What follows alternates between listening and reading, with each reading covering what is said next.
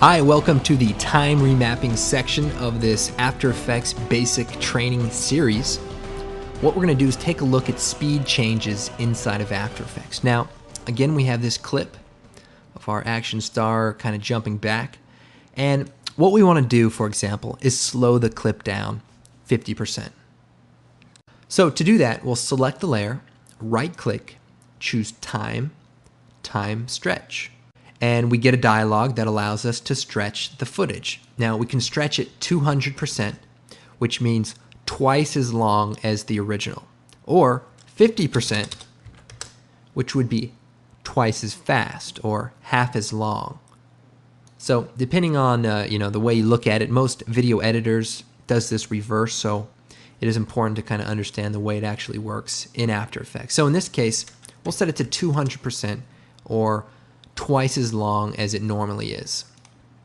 So now we can preview this in slow motion.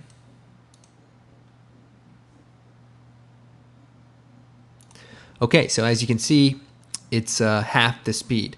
Now, when you slow clips down in After Effects, basically what's happening is every other frame is duplicated twice. So if I hit page up and page down, I can cycle through the frames. Now you'll notice the current time indicator will change, but the frame doesn't change.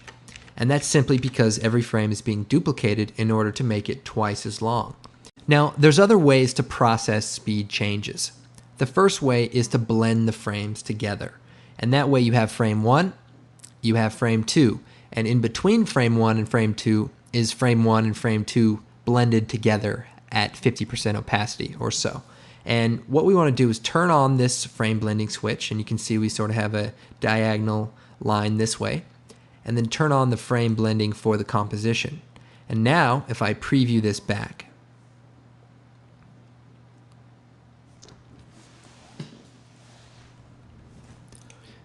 you'll see it's a little bit smoother, but we sort of have this frame blending business. Now, sometimes this is okay depending on the effect you're looking for, sometimes not really.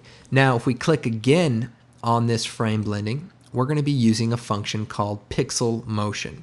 Now, Pixel Motion is a brand new function in After Effects 7 and CS3 that allows frames to be blended based on their motion. So instead of just blending layers together, it actually analyzes the frame and creates an intermediate frame. So if I toggle through these frames one by one using page up and page down, you'll see that each frame is unique and we don't have that frame blending business.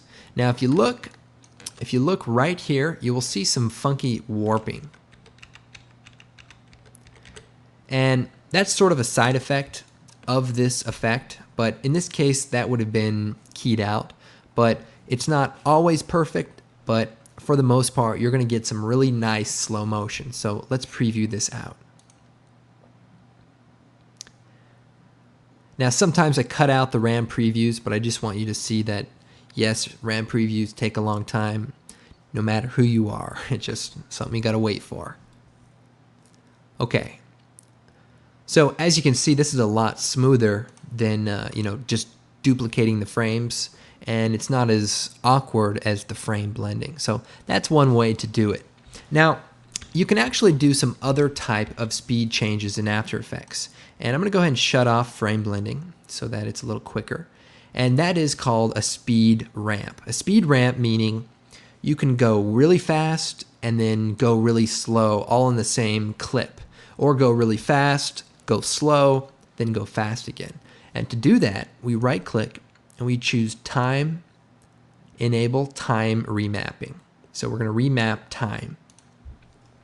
And this works just like normal keyframes. We set keyframes and we move them around. So what I'm going to do is set a keyframe right here at the beginning, move forward to his jump, set a keyframe, and move forward to right after his jump and set a keyframe.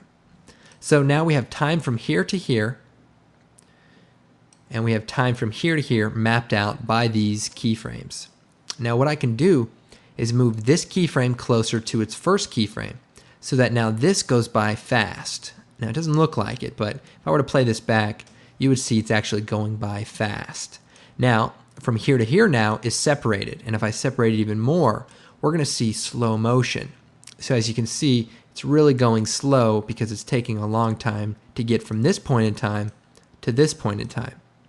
So I'm going to turn on our frame blending, and then I'm going to preview this, and you're going to see what I mean. Okay.